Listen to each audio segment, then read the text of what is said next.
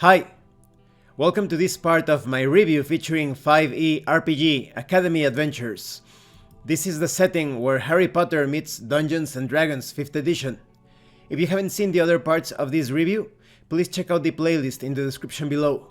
This time we are going to talk about playing a student within this academy. Part of the fun of playing a student is learning. Characters exhibit the raw power of the possible while still discovering their talents. Sculpting the character on the journey can be as much fun for the player as it is for the character, where anything seems possible. The adventuring cycle for students is different from typical adventures. There are going to be adventures outside of the school, but there will also be challenges when it comes to social interactions and tasks within the academy. The adventuring cycle is divided into 12 months, 2 semesters and 3 years. In Chapter 7 we will talk more about campus life. Now let's talk about creating a student. This means creating a younger version of most species. There are 2 methods to develop a character who is a child using potential points. The first method can be easily applied to any non-player character to make them a child. The student should be at least 3 years younger than their adult age. For humans this is 12. You have a table telling you how to modify the stats. You will be playing as a weaker version of a particular species, of course, but as your character develops, you will become stronger and more knowledgeable.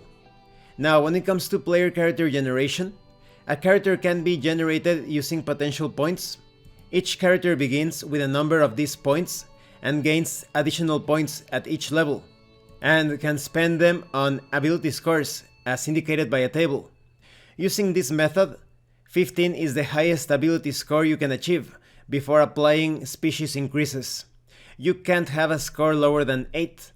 After all, you were admitted into Zauberreich Academy. Like ability score, hit points can be increased by spending potential points as well as bonuses from Constitution. These hit points are in addition to what the character gains from advancing in levels. Additionally, characters can go through a growth spurt. They can't grow larger than their average size for their species, but they can grow one size category up to that size. Tiny creatures can only wield light or versatile weapons in 2 hands, cannot get the benefit of the light weapon property, have disadvantage with 2-handed weapons, and cannot wield heavy weapons. You can squeeze in spaces under 15 inches, occupy the same space as a tiny or larger creature, giving you 3/4 of cover, and your carry and lift capacity is half normal for strength. Now, when it comes to raising ability scores, characters begin all ability scores with an 8, 1 hit point, and their minimum size. Once per game month, you can assign potential points to any ability score or hit points. After 1 year, you can assign potential points to a size increase. The points are instantly subtracted from the total potential points and added to the relevant statistic. When it comes to alignment, as young heroes figure out who they are and want to be, their alignment may shift over time. Rather than assigning an alignment, the student begins play as neutral aligned, with 2 alignment scores: morality and ethics. Morality ranges from good to evil, while ethics range from lawful to chaotic. Characters begin with a morality of 9 and an ethics of 9. A character cannot have a morality or ethics score lower than 1 or higher than 18, but can move upward or downward by their actions, even after they reach a minimum or a maximum score. You have a table explaining this, of course. Each game month, the Dungeon Master assigns or subtracts 2 alignment points from morality or ethics, depending on how the character conducted themselves that month. You have some guidelines to determine this.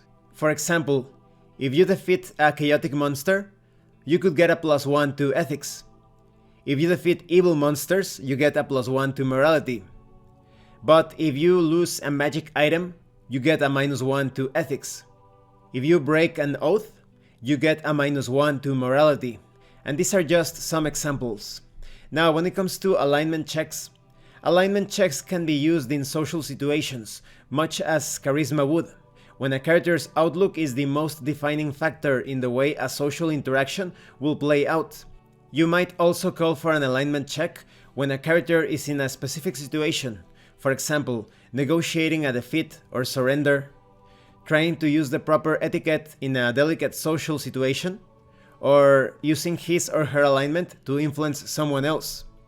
Now, concerning alignment saving throws, an alignment saving throw comes into play when you want to determine whether a character might inadvertently do something evil or chaotic. You might call for an alignment saving throw in specific situations, for example, resisting the urge to respond to goading or insults from an enemy, or avoiding an accidental breach of honor or etiquette. Now, when it comes to luck points, student characters are lucky. They have to be to survive a dangerous magical world where the wrong spell can potentially kill them. Neophytes start out very lucky and gradually replace that luck with skill and grit. Each time the character gains a level, he or she loses any unspent luck points and gains a new total as indicated in a table. A player can spend a luck point whenever he or she makes an attack roll, an ability check, or a saving throw. The player can spend the luck point after the roll is made, but before any of its results are applied. Spending the luck point allows the player to roll 1d6 and add it to the d20, possibly turning a failure into a success. A player can spend only one luck point per roll. In addition, whenever a character fails a death saving throw, the player can spend one luck point to turn the failure into a success. Players who gain inspiration can convert it to luck points on a 1-to-1 basis at any time. Now, when it comes to casting spells, students gain a limited number of cantrips and spells at each level. All students begin with one cantrip, Prestidigitation, and can choose one additional cantrip. Neophytes also learn 2 spells at the end of each semester, but they don't know how to cast them without making a potential spell check. A student can attempt to cast any spell they can read about or see being cast, be it from class or from a scroll, even if they are not high enough level to cast it. You must make a potential spell check, which is an ability check using your intelligence to determine whether you cast it successfully or not. The difficulty class equals 10 plus the spell's level. Casting spells in this fashion can be risky. Rolling too low and the spell backfires on the student, while higher rolls can cause the student to excel far above their capabilities, helping them advance in their studies. You have tables giving you more details about this. Now, when it comes to proficiencies, a neophyte has no proficiency bonus. The proficiency increases when the student reaches initiate level and apprentice level. At each level, students gain the proficiencies they will eventually have at first level, but they won't get them all at once. Now, concerning saves, neophytes are not proficient in any saving throws. They become proficient in intelligence saving throws as initiates and wisdom saving throws as apprentices. Concerning skills, neophytes are not proficient in any skills, but can pick one as an initiate and an additional skill as an apprentice. They choose these skills from a list, such as Arcana, History, Insight, etc. Concerning weapons, neophytes begin play knowing how to use daggers and quarterstaffs. The dart and sling are a little more complex to use, so they don't gain access to them until the next level. The most challenging of all is the light crossbow, which takes some skill to shoot accurately. Now, when it comes to languages, every student begins knowing the common tongue.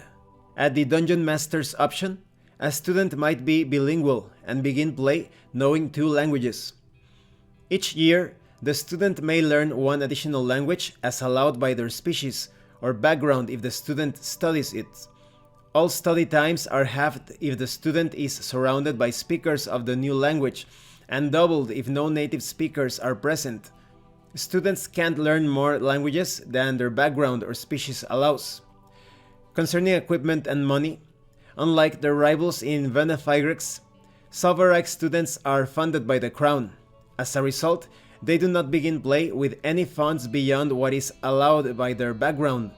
Tuition is free and covered by a monthly stipend. Wealthy students, like those with the noble background, might have access to more resources at the Dungeon Master's discretion, and of course, students trade and purchase things on their own through adventures. This concludes this part of the review.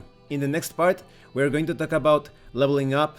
I am going to give you more details about neophytes, initiates, apprentices, all the way up to the wizard status. As you can see, when you create a player character as a student, you start out pretty weak, somewhat vulnerable and fragile to the hostile world. So don't be too surprised if you are going to be spending most of the time running away from dangerous encounters. Perhaps you will have the opportunity to gain some notoriety by defeating a very dangerous foe or a very difficult challenge, but for the most time you feel quite squishy. So this is part of the excitement growing up within Zauberreich Academy. Thank you for watching this part of the review. If you have any comments or questions, please let me know. And thank you so much to those of you that have been supporting the channel by sending drive-thru RPG gift certificates. If anyone else wants to further support the channel, the information on how to do that will be in the description below. Once again, thank you, and see you later.